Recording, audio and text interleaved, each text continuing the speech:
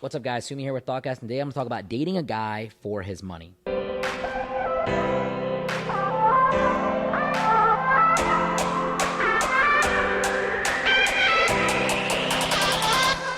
A lot of women will recommend dating a guy that has a lot of money. There's a whole category of women out there, from the hip hop that we listen to, from the podcasters out there, from all the girl gang girls out there that will talk about finessing a guy, using a guy, scamming a guy, letting him pay for things. Look, there's a whole world of women telling women to date men and to interact with men because of their money. But I'm going to tell you why this is the biggest L that you can do. I'm not here to defend the guys or to make you feel bad about what you're doing. Because if a guy wants to spend his money, let the man spend his money. I'm not here to be a warrior for those individuals that are getting scammed or that are being used. Look, they put themselves in that situation, and that's some accountability that they have to take, right? A lot of these guys are repeat offenders, paying girls, doing things for girls, and they're not learning that, they're not going to get anything out of that interaction. That's on them. Do whatever you want to do. What I am telling you is how it doesn't benefit you. There's so many girls that talk about, oh, but at least he paid for dinner, or I got a free meal out of it, or he bought me this, or he gave me this, to justify them wasting their time with this guy. Look, you are the youngest you are in this very moment, and women have a biological clock. Women have a different metric than a man. A man can get away with a lot more even when he's older. But as a woman ages, the dating pool shrinks, and her ability to negotiate and really compete in the sexual marketplace goes down. For all the women out there that don't really understand this or that are getting bad advice, look, if you're a young girl and you're getting a lot of guys that are after you, that's not going to last forever. That's going to go away sooner than you think. When you're a woman and you hit your 30s, the dating pool goes down by a third. Men will not treat you the same. The bouncer won't take you into VIP right away. You can still look good, and you can still feel good, and you can still be good, but the look and the superficiality is going to go down. And a lot of times when you're dating men for money, they care about you because you look good. The moment that your looks start to fade is the moment they start looking for other girls, because that exchange is a transaction. Him paying for something or giving you some experience because you look good, and him enjoying the pleasure of you being around him, an attractive woman, okay, brings him value. But when you date a guy for money, number one, you're wasting your time. You're wasting the youngest years of your life where you're able to negotiate for the highest quality husband and the highest quality partner, and you're throwing it towards a situation that's not going to be anything. You are not interested in this guy a lot of times, and this guy is paying you for some kind of access. And you might feel like you're winning, but the reality is he's winning because he's paying for a service and he's getting what he wants, whatever it is. I don't want to dive too deep into the details, but this is basically escorting. You don't want to do that. You don't want to just hang out with the guy because he has money. There are so many women that I talk to that date a man or that marry a man, and they married him and they dated him because he had some level of financial stability, which I think is important. I think all guys should make a little bit of money. I think all guys should be able to take care of themselves and to take care of their families and to be good to the person that they're caring about. But when you date a guy solely for the money, it is a massive psychological weight that you put on yourself, because number one, you're in this ambiance of beauty. You're in this beautiful car. You're in this beautiful house, but this house is not a home. This car that you're the passenger princess of is driven by someone that doesn't respect you or give you attention. And everything that you do lacks that deep interpersonal connection.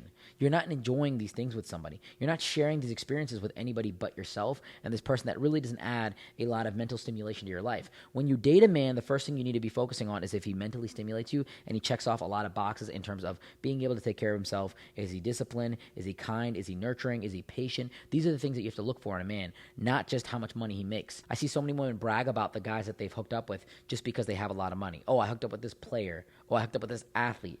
Oh, I slept with him, like they're their trophy on the wall. Listen, keeping it very vulgar. Women are not the ones fucking men. Men are the ones fucking women, okay? Men are the ones getting access. Men are the ones running through them. When you give a man sexual access to you, there's a huge power shift that occurs. That man's ego goes up. The testosterone spikes. There's a lot of different things that happen. And for women, their oxytocin levels go up. They get more attached. You're giving up something that's precious to you. The secret is out the bag. The vulnerability is there. You're spread out, and he's on top, and he's stronger. Look, the whole interaction itself is a man dominating you.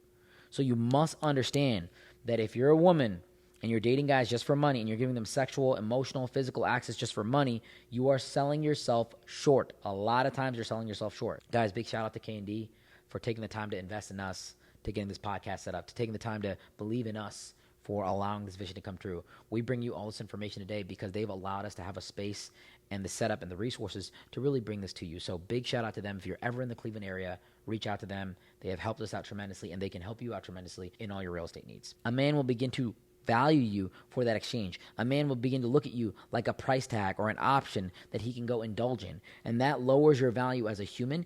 I'm not talking even about a religious sense, but just in a value-based metric. And look, your name goes out the window. Your name goes through the community, and your reputation is everything. When a woman has a bad reputation, it's really bad for her ability to find a high-quality guy.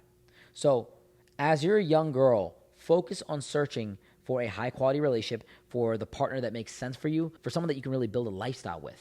Too many young women party, they have fun, they throw away their 20s, only to find themselves in their 30s competing with the younger girls out there. And all these men that you're talking to are like, whoa, you're rushing into things, because they still want to have their cake and eat it too. They still want to talk to these young girls. They're not ready to settle down. And a lot of times, they're hitting their prime. Those guys in their 30s are hitting their prime. They're making more money, they're looking good, they're in shape, they're disciplined, they've been through heartbreak, they know how to handle women. Those guys are a lot better than the younger guys that you were partying with when you were young. And you might feel like the options are still going to exist when you decide to settle down, but the reality is they're not. The moment you settle down, you know how many women I see that get on Instagram after they're married, they post a marriage pic and their followers go down?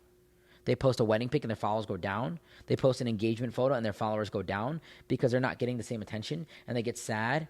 Look, there is a lot that happens when you date a guy that's financially wealthy. And you have to understand this as a woman and as a man. Women are not attracted to a man's money. Women are not attracted to money at all, actually. Women are attracted to fun. And fun, in a lot of situations, requires some level of financial backing.